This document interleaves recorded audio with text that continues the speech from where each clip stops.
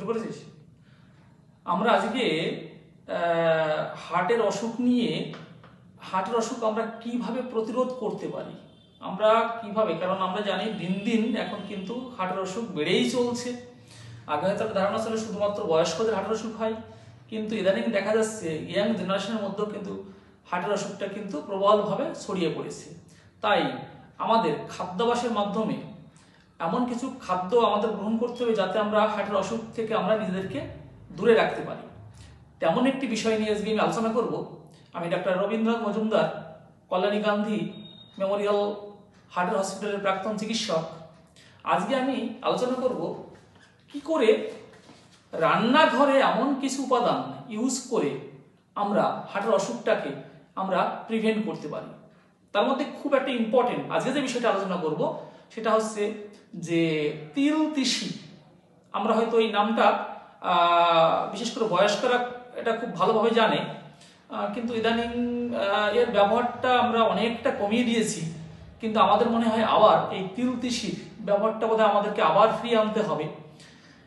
বিশেষ করে যে সমস্ত ফ্যামিলিতে হার্টের অসুখের একটা টেন্ডেন্সি আছে, সে বংশগত হোক, আবার দেখা যাচ্ছে যে যারা একটু হেলদি, মোটা এবং যাদের হাইপারটেনসিভ একটা টেন্ডেন্সি আছে এবং সুগারেরও, বিশেষ করে ডায়াবেটিস মেলাইটাসেরও কিন্তু একটা প্রবণতা আছে, সেই সমস্ত ফ্যামিলিতে কিন্তু এই আমাদের এরকম উপাদান অর্থাৎ এই তিল তিসির মতো উপাদান ব্যবহার করে আমরা কিন্তু হার্টের অসুখটাকে আমরা অনেকটা প্রিভেন্ট করতে পারবো।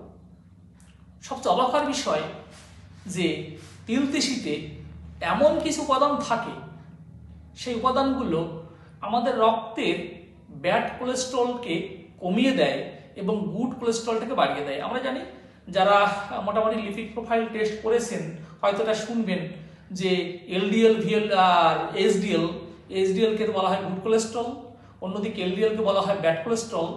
তাই আমাদের এই তিল তিসির উপাদানের মধ্যে এমন একটা PUFA poly unsaturated fatty acid থাকে যেটা কিন্তু এইচডিএল এর মাত্রাটাকে যথেষ্ট বাড়িয়ে দেয় এবং এলডিএল এর মাত্রাটাকে অর্থাৎ ব্যাড কোলেস্ট্রলের মাত্রাটা কিন্তু কমিয়ে দেয়।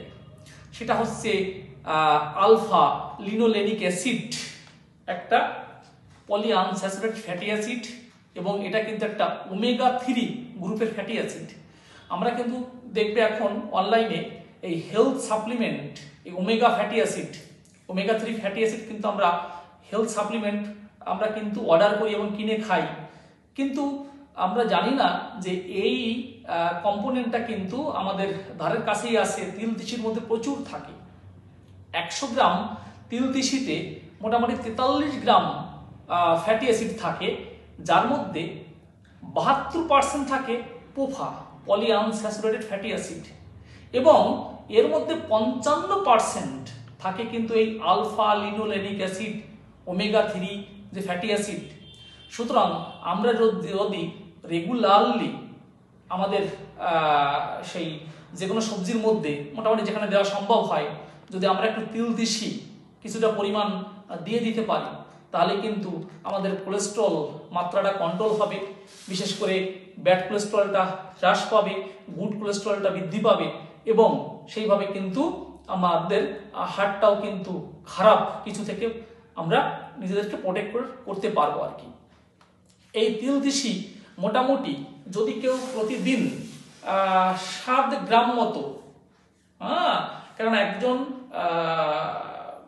মেল তার কিন্তু মোটামুটি ডেইলি রিকোয়ারমেন্ট এই আলফা লিনোলেনিক অ্যাসিডের 1.6 গ্রাম। সুতরাং সেই হিসাব করতে গেলে আমরা যদি প্রতিদিন মাত্র 7 গ্রাম এই তিল বা তিসি এটা যদি আমরা আমাদের গ্রহণ করতে পারি, তাহলে আমি 100% বলতে পারবো যে অন্ততপক্ষে হার্টের অসুখ থেকে আপনারা কিন্তু নিজেদেরকে অনেকটা সেফ জায়গায় রাখতে পারবেন।